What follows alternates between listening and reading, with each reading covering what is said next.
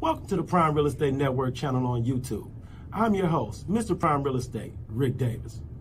And I'm your host, the Texas Real Estate King, LarryWBrooks. Every week, the King and I will provide you exclusive access to our network of lenders, investors, and real estate professionals from both the commercial and residential real estate sectors. Now, are you millionaire minded? Or maybe you're a millionaire in the making. Make sure that you subscribe so you can get connected to the network.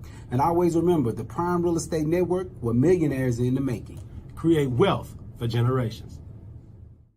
What's up, Prime Real Estate Network listeners? It's your man, LarryWBrooks, a.k.a. the Texas Real Estate King. Hey, when you get a moment, go ahead and go over to shoplwb.com.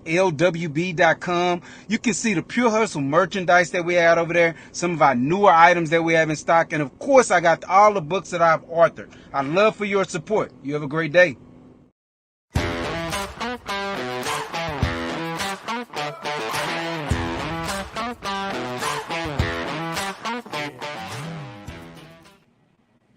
Good afternoon. Welcome to the Prime Real Estate Network podcast. I'm your host, Ric Davis. If you don't follow me on social media, I invite you to do so at Prime Real Estate Ric. If you're looking to buy, sell, or invest in residential or commercial real estate anywhere in the great state of Texas, but especially here in our lovely city of Houston, you can reach me directly on Instagram at Prime Real Estate Ric. As always, it's an honor and a pleasure to be here with you this week, and we have a really exciting show planned for you all. And for those checking us out live on YouTube and Facebook, get involved in today's show. Leave myself or the Texas Real Estate King a relevant real estate question in the comments section, and you never know, your question may very well be answered on today's show. I want to take a little time right now to introduce my co-host. He is not only a highly successful real estate broker, a multi-time author, serial entrepreneur, proud proprietor of the Pure Hustle clothing brand, but now he is also the merchandise king of the real estate space in Houston, Texas. I'd like to introduce the Texas Real Estate King, Mr. LarryWBrooks. What's going on, man?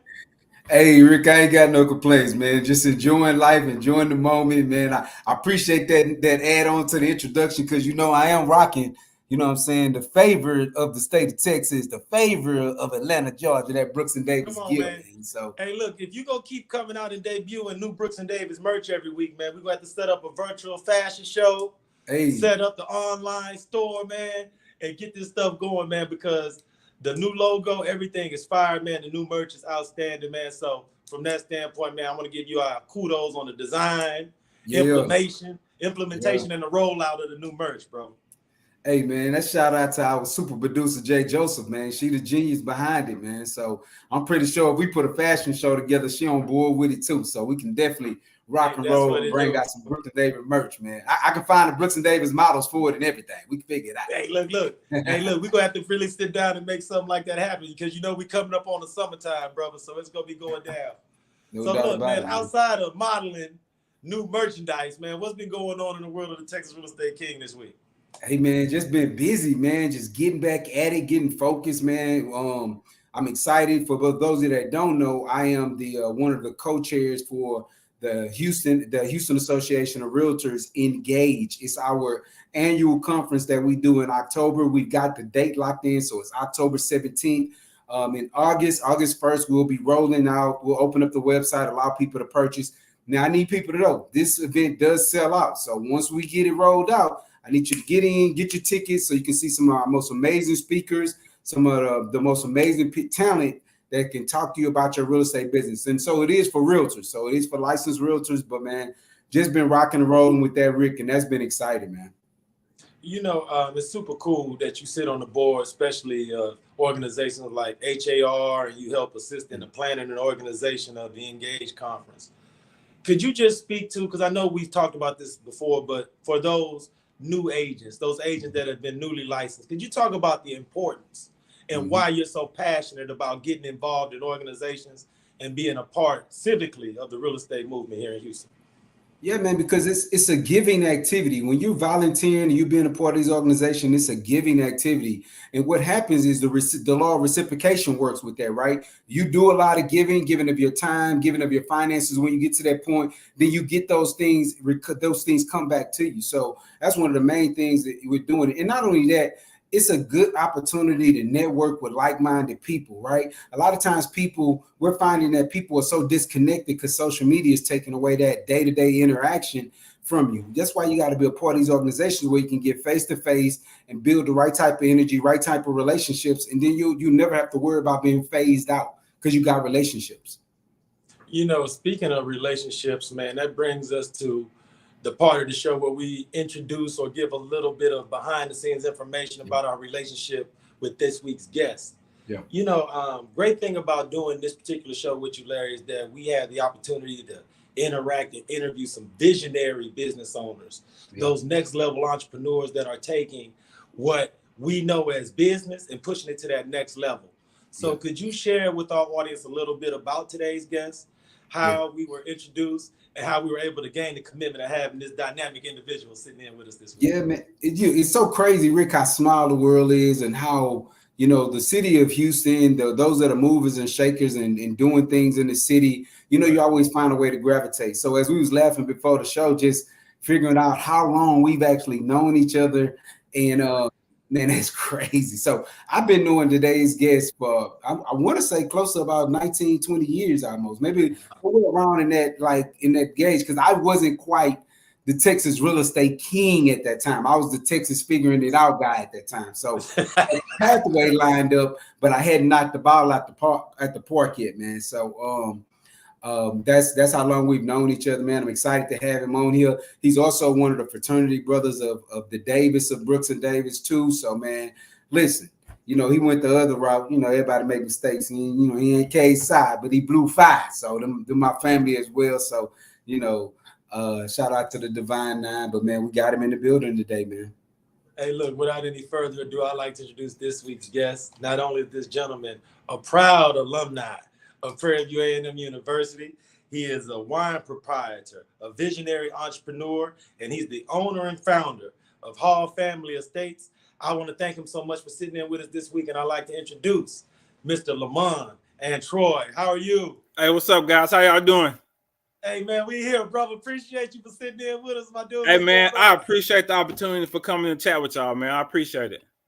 Hey, look, man, the Q rating just went up, man. Anytime we have any alumnus of PVU sit in with us, man, it's a spike in the analytics, man. So big, huge shout out to all those PVU alumni that's out there in the audience, man. We're going to push it just like y'all went to PV ourselves. So all y'all family. So we're going to push it up, man. Hey, what's up, brother, man? Appreciate you for sitting in, man. Larry's had a chance to know you for a while. Me and you've had a chance to interact off wax before, man. So this is really a great opportunity for us to sit down, interview you, but then also introduce you to our audience. So for those members that's checking us out and are meeting you for the first time, Mr. Antroi, please introduce yourself and introduce Hall Family Estates. So thank y'all for having me. But I go by Lamont Antroi, Lamont Hall, however you want to call it. But I recently started, well, not recently, but I've started a wine brand, Hall Family Estates. Well, let me go back. Graduated from the Proprietor University. Like Larry LB said, my line brother is the Davis of Brooks and Davis, Michael G. Davis. We've met, we became fraternity brothers, 25 years ago? 25. We were celebrating 25. And I've seen Larry around, 2004, 2002, somewhere around there. Me and Larry started knowing each other and just hanging out. And then Rick, we just became associates, I guess, a couple weeks ago at an event that we were just, hanging out at. And I was like, man, we finna be on a podcast together. So other than that, man, I started Hall Family Estates. LB on mute, I think. Or am I on mute? No, Larry muted. Oh. My bad, I gotta come off mute. I don't know what happened. So y'all, wait a minute, what event did I miss? No. You want to explain it? Lamont, you want to explain it or you want me to explain it? Hey, you go ahead. You got it. Okay, see, Mr. Brooks, Lamont and I had the pleasure of judging the 3rd grade science fair over at the Beatrice Mays Institute together. Right. Okay. And look, I want to give a huge shout out to Mr. Mays, everybody over there at the Beatrice Mays Institute. Huge shout out to the third graders, the second graders, all the kids that participated in the science fair. Man, the science fair was next level, my dude. They got some good going on over there, man. They got some real good going on over there. So my bad, man. I ain't mean to interrupt you. I heard it and I'm just like, man, yeah. Hey, Lamont, Larry thought we was making it up, bro. I know, man. Hey, it was honest. Even Mike D was there.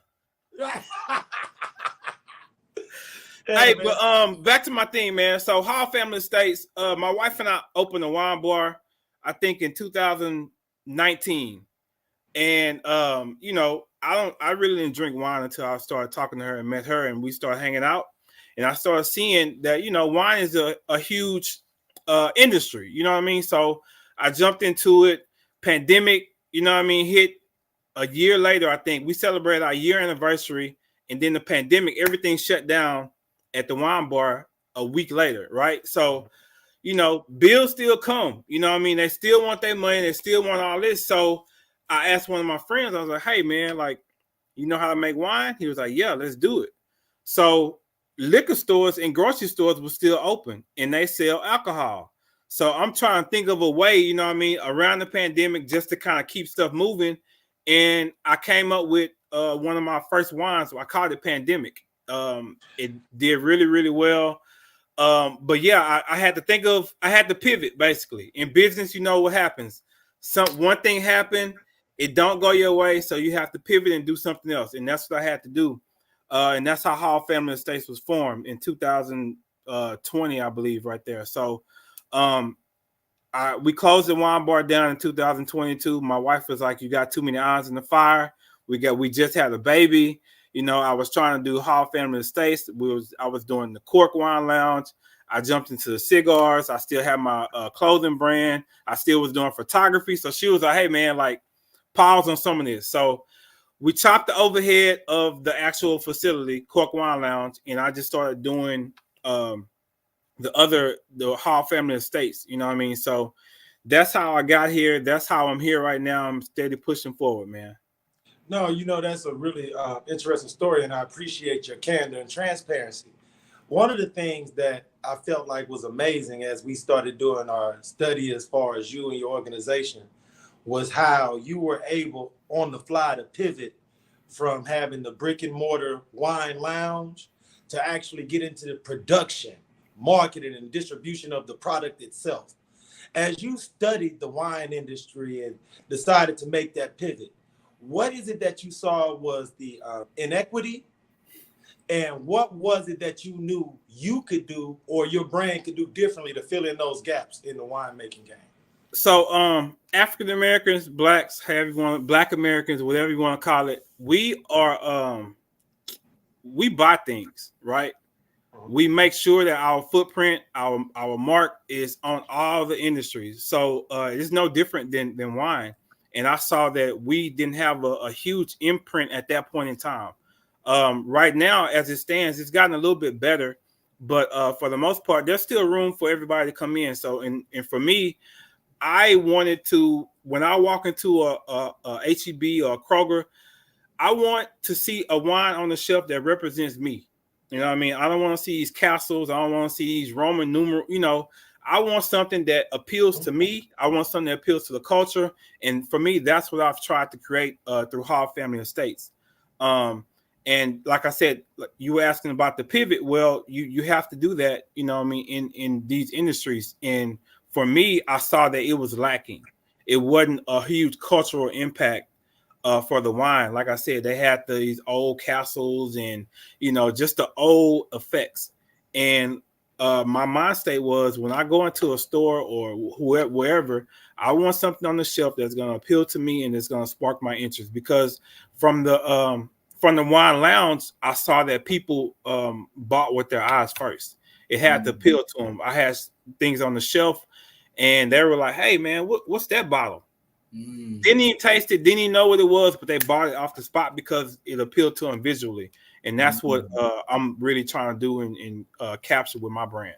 Smart. So that's a smart idea. So it's crazy because having that opportunity of working in that space gave you a secret sauce that most people don't. People probably bring in different marketing companies to try to identify a way to label or a way to have the right type of bottle. And because you was in that industry, you had a chance to really identify, okay, this is how people make their choices when they, and you're right, because I'm one of those ones. Like if it's not something I'm familiar with, I'm picking what it is that I think look good, right? Like exactly. Based on that. So yeah. Right. What resonates with me. So yeah, you're right. And it doesn't hurt to have, it tastes as good too when you open it. Right. So like I said, people are visual, man. Like in this industry, if it doesn't appeal to you, if it doesn't look good, if it's not shiny and glittery in some aspects, they won't buy it. So I want to make something that will be like, dang, I never saw that on the bottle before, or I wonder how that tastes like, to pique people's interest. Now, Lamont, you gave out priceless game just now when you talked about the value of the visual of the bottle as important as the taste of the wine or where you can get it. Now, we're going to take this to the next level. Is that a swinger? Wait a minute, is it a swinger on that? I'm telling you, man. Yeah. Come on, baby. That's definitely. Come on, man. Now, listen, I know swingers. Listen, hey. Exactly. So you would pick this bottle up just off the swinger alone. Off the swinger alone, hands down. A lot of people don't even drink wine. They want that. So, That's smart. No, but Lamont, see, I've done my research, and I know that not only does that wine bottle have a great label, but it has a super duper fresh name to go along with it. So for those in our audience that haven't had the opportunity to enjoy that particular wine, could you tell them the name and why the label is so significant to that particular wine? It's called Wineberry Over Gold. And if you're from the Houston culture, I'm a country boy, you know what I mean? Mm-hmm. So I became more influenced with the Houston culture when I graduated college and in college, actually. So I knew a lot of stuff about it, but anybody that know Houston knows swangers. And then if you listen to the music that came through, Wineberry Over Gold was mentioned several times in music that we listened to at that point in time.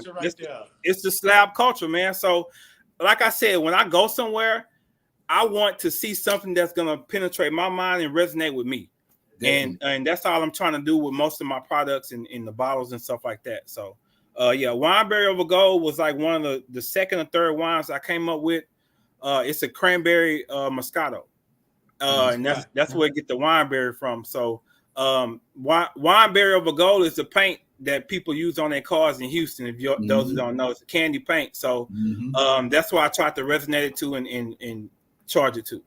That's what's up. Nah, I appreciate that because this interview is going to serve as so much of a starting line for so many people who are entrepreneurs and business owners who have been thinking about getting involved in the wine space, but haven't necessarily had anyone to kind of share some of this insider knowledge.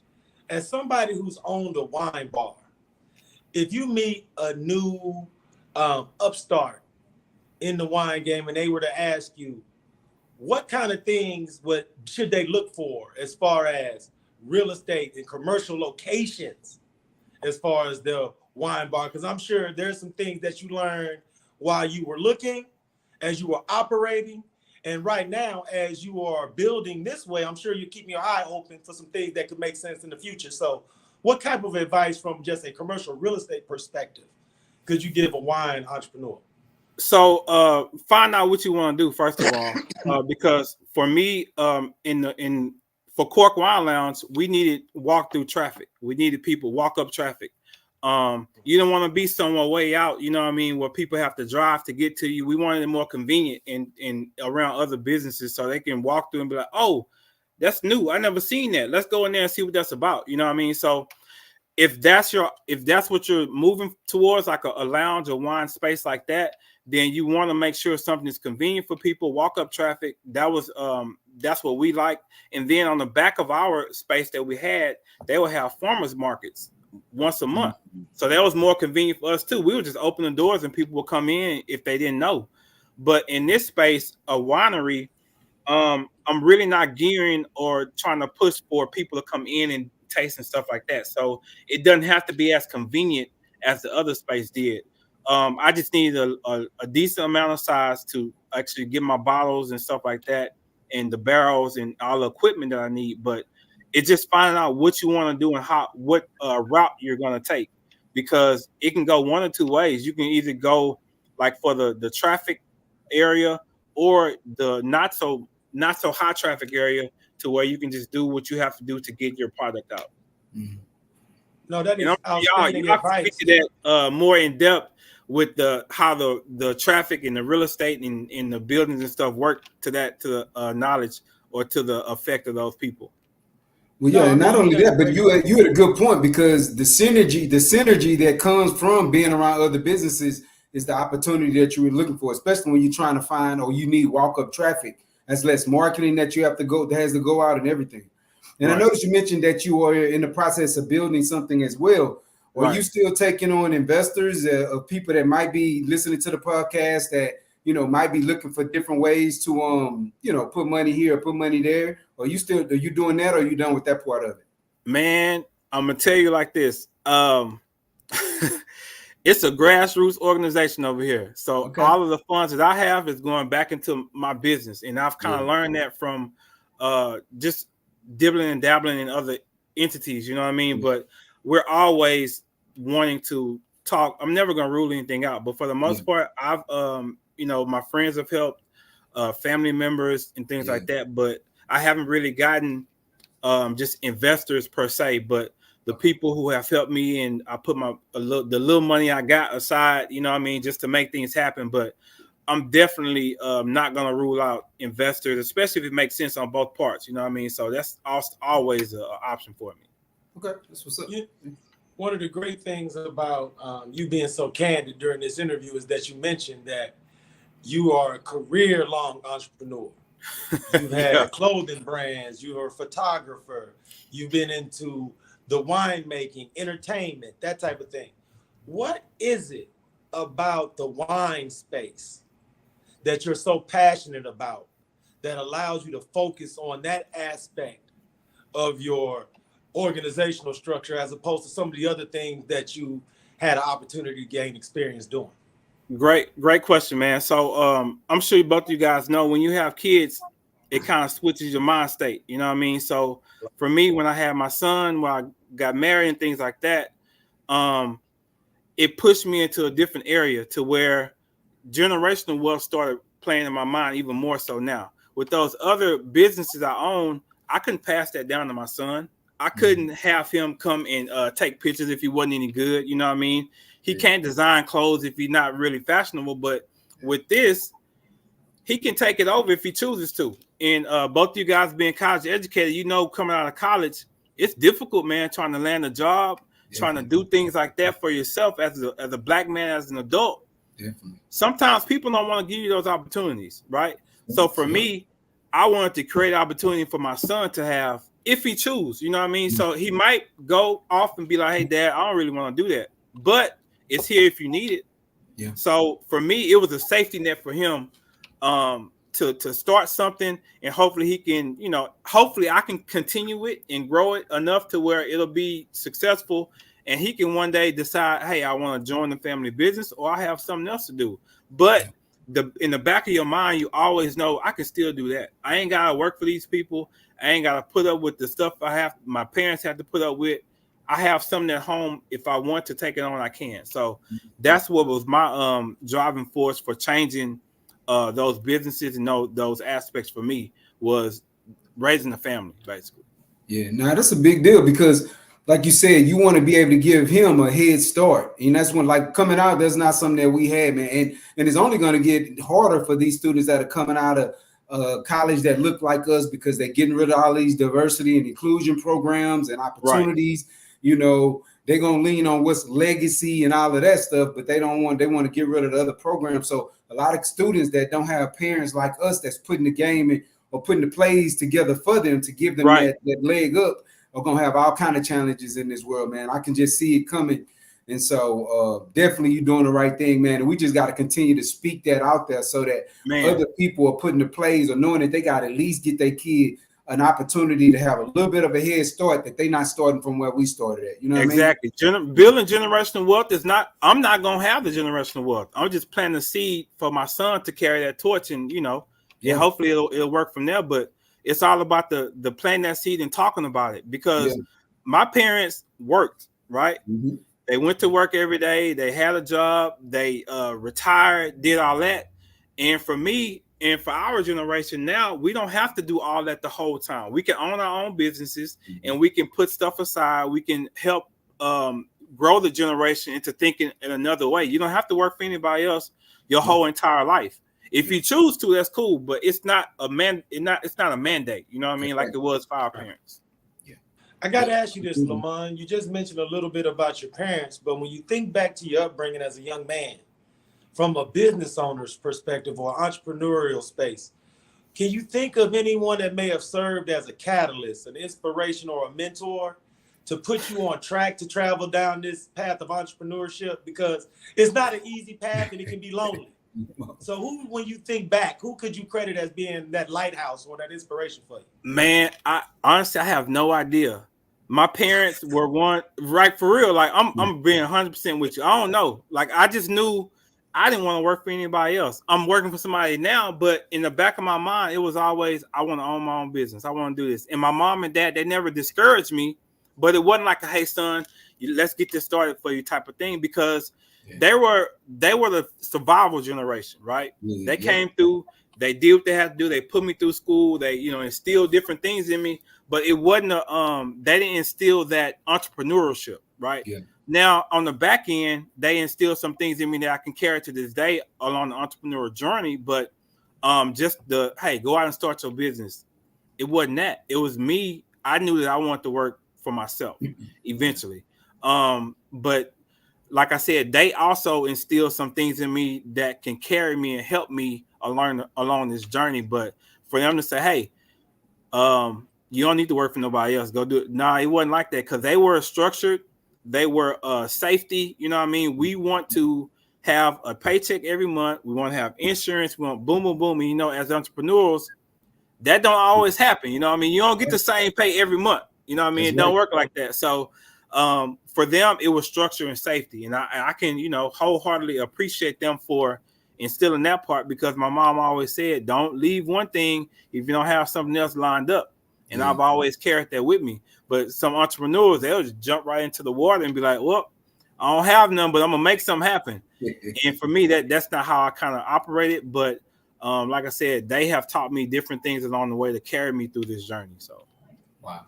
That's your testimony is so powerful, man, that I know for a fact that there's members of our audience that are not only seeing themselves in you, but are also seeing what they can evolve and become with some perseverance and some stick-to-itiveness. So I must ask, for the members of our audience that would like to get out, meet, greet, shake your hand, pose some entrepreneurial business owner questions to you, will there be any opportunities in the future? And if so, how and when could those in the Prime Real Estate Network audience come out and interact with you, Lamont? Man, I don't be outside as much. You know what I mean? I'll be locked in the house usually with my kid. We swim practice and back home usually. But like I said, we're building this wine space. We're building the Hall Family Estates winery down in Brazoria, Texas, where I'm from. Actually, it was an honor to have them allow me to have my business there. So that's where all of my energy right now is kind of focused in. I think we have a Greek picnic coming up next week or a week after next or something. I'll be there. I'm gonna come by that too. I've been seeing it out everywhere. I'm gonna holler at the Noops over there, man. Y'all some cool people, man. I'm gonna go over there and hang out with you a little bit, They've been talking about it. I've been seeing it in all the little chats. Yeah, it's gonna be a thing. No doubt. No, man, I've been on different podcasts when I'm invited. I'm at cigar lounges usually, just hanging out and getting my thoughts and stuff together. So I've really kind of backed off from being out so much. I think it's more so my wife has made me back off from being out so much, but it's a good thing because I can collect my thoughts and do my thing like at the house or whatever, and just make my business plans like I need to. So, what'd you get your degree in at PV? First of all, it's the Proprietor University. We're gonna make that right now. I have 3 degrees from Proprietor actually. My first was I have a bachelor's in sociology, social work. I have a master's in counseling, and I also have a master's in special education. So, oh wow, that's what's up. Yeah. Now, I'm going to ask you this while we stream. You didn't want to leave that PV. Yeah, duh. Hey, man, when you go there, you don't want to leave. You know, it's just something about it, you know? Yeah.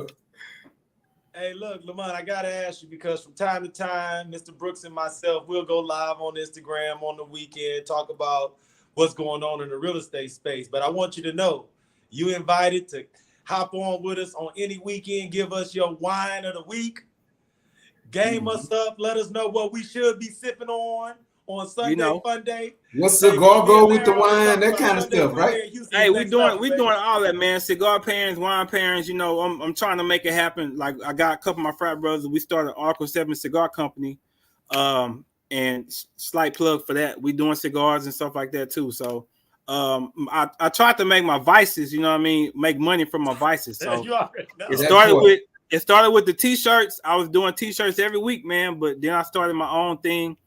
And you know, like I said, my vices have become my addictions for the most part. So, hey, look, man, we appreciate you for sitting in, Lamont, man. Like we said before, keep Larry and us posted as far as updates on the winery as we get close to cutting the ribbon and doing grand openings. Keep us in the loop, man. We would love to get the word out, have you sit back in with us when it's time. And like you say, those wine and cigar pairings, man, you know, we open for that with you anytime too. So, hey, look, brother, we appreciate you for sitting in with us, man. It was a pleasure interviewing you, man. Thank y'all, man. I appreciate it. No doubt about it, man. Talk to you soon. Yes, sir. Absolutely.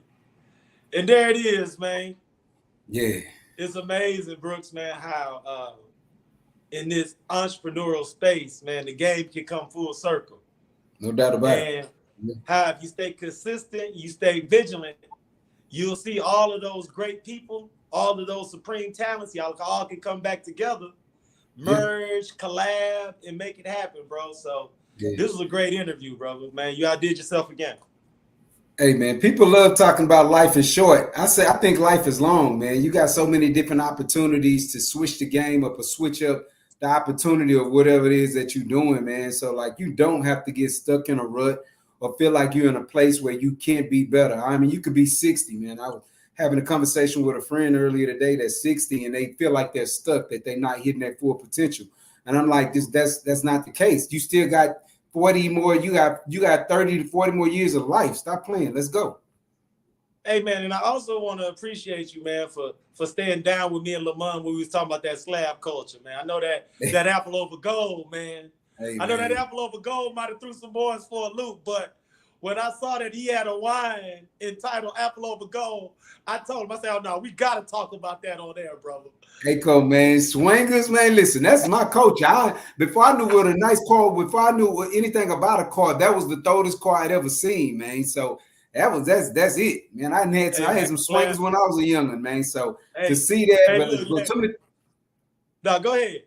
Nah, but some of the things that he was pointing out just about the aesthetics, being able to see something that you can relate to, definitely grabbing it. For me, I'm grabbing it right off top, and then knowing that it's the candy paint too. Come on, baby, stop playing. Come on, like you say, huge shout out to all the slab riders, all those with the candy, the swingers, and like 713, baby. Yep. Just know, Hall Family Estates got a wine just for you, brother. So look, we coming up on the hard heads. Let's go. Yeah. The weather supposed to be lovely. What you got planned for this weekend? What's going on in the world of the Texas Real Estate King? You gonna be out and about, shaking hands and kissing babies? What's going on with you, brother? Man, you know, it really depends on my energy level, man. I'm actually fasting right now, so you know, just trying to repurify this body, get all of the toxins, all the stuff out of it. So just for me, I don't know if I'll be out and about much because again, I'm trying to avoid like the temptations of just being hungry and food being everywhere. So I'm just gonna filter the body out, just kind of lay low this weekend. Probably go car shopping for my son. You know, it's that season. He 18. He want wheels now. So, hey, look, that's gonna be a conversation we're gonna save for next week. So we can definitely do that. You know, but here's what I'll say, Rick. I'm appreciative that he gave me 2 more years than anybody. Like when I was young, we was getting them cars at 16. We were trying to get out. We was getting out with. So I'm appreciative that he gave me 2 more extra years to figure this thing out. Hey, look, don't you forget, man. We got to chop this up next week on the show, brother. Look, until next week, My name is Ric Davis. I want to thank you for checking out the Prime Real Estate Network show. You can follow me on Instagram at Prime Real Estate Rick. The fine gentleman that you see on the screen with me is the Texas Real Estate King, Mr. Larry W. Brooks. He's going to be going car shopping with his teenage son this weekend. We're going to chop that up next week. Until next week, everyone in the Prime Real Estate Network audience, please be safe and be blessed. And be blessed.